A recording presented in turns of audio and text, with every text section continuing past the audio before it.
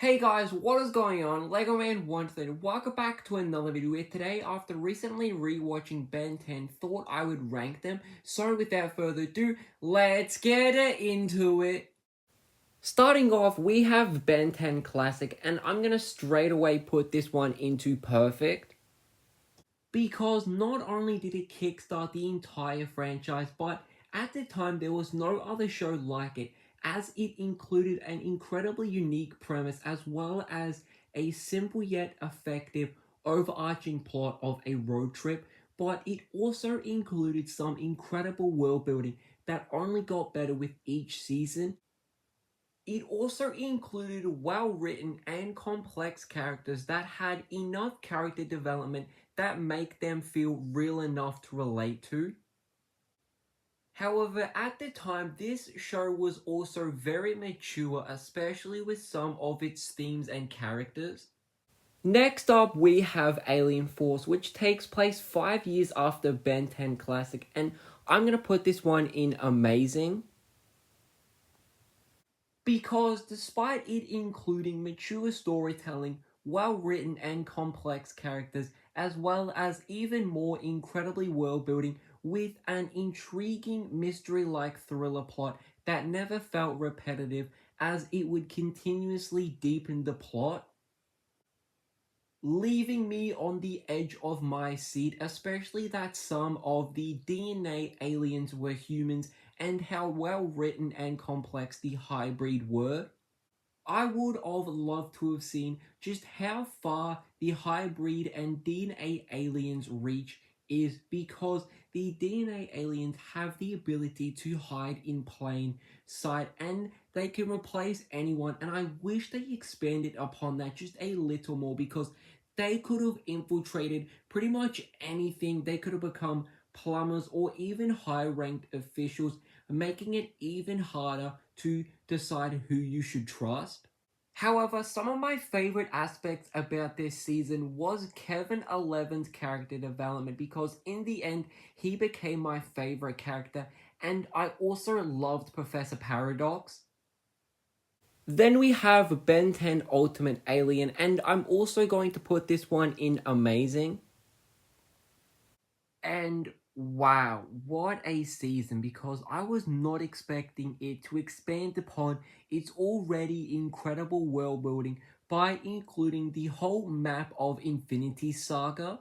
And in this half of Ultimate Alien, it introduced a villain called Agragor, who at times was really intriguing but also incredibly scary. But my favorite part about this half of Ultimate Alien was although that Ben and the gang had plenty of opportunity to defeat Agragor, it took right up until the very end to defeat him. Only because Kevin absorbed Ben's aliens, and for those final few episodes, I was on the edge of my seat hoping that he would turn back to normal, and thankfully by the end he did.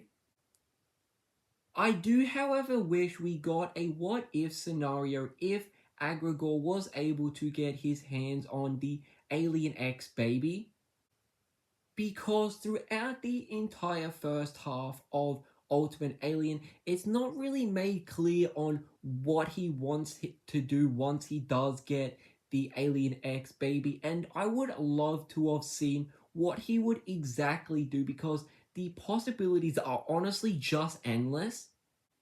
As for the second half of Ultimate Alien, it reintroduced the Forever Knights, which were first hinted at in Ben 10 Classic, then expanded upon in Ben 10 Alien Force, but this is the first time we're finally seeing what their purpose and goal has been leading up to.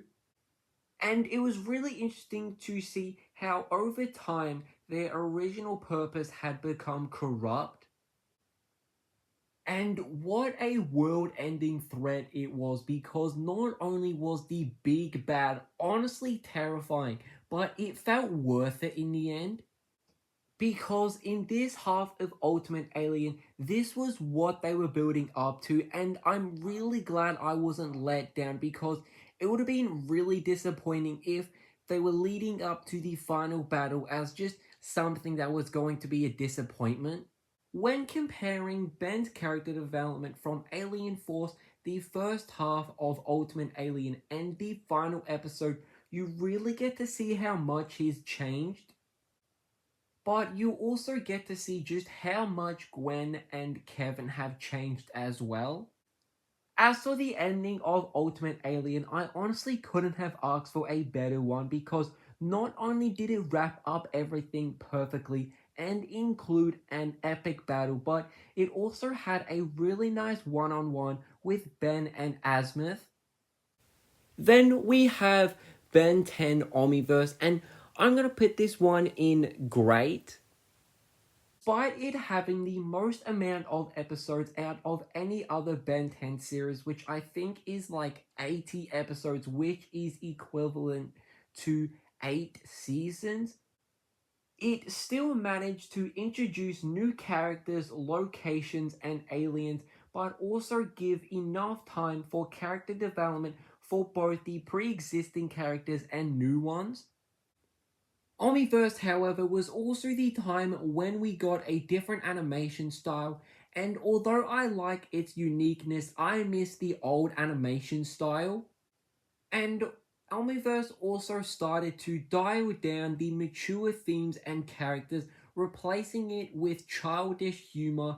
Don't get me wrong, it did include some great moments of both mature themes and characters, but definitely not as frequent, forcing you to sit through Omniverse waiting for things to get better. I did, however, love the final episode because we get to see that Ben was always meant for the Omnitrix.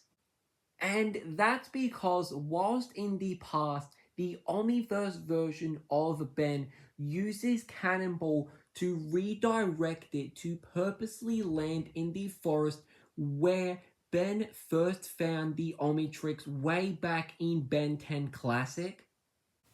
And finally, we have Ben 10 rebooted, and I'm gonna put this one in good. Don't get me wrong, I get why they rebooted it so that they could appeal to a more younger audience and kickstart a new generation of Ben 10 fans. But it just introduced way too much and threw away everything that made Ben 10 Classic, Alien Force, and Ultimate Alien so unique.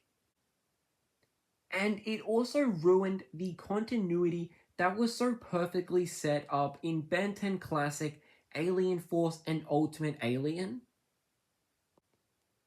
because it included a mixture of all the different aliens throughout Ben 10 Classic, Alien Force, and Ultimate Alien. And despite Ben 10 Classic having goofy and childish moments, I feel like it works a little more better and just makes a little more sense. Unlike Ben 10 Rebooted, where it ramped it up to a whole new level, thus leaving no room for the mature themes and characters that the original Ben 10 is known for. However, that is why I would recommend watching this version of Ben 10 first for any parent with kids wanting to watch Ben 10, as it's a good way to prepare them for what's to come, because Ben 10 Classic can at times be too much and scary for a younger audience.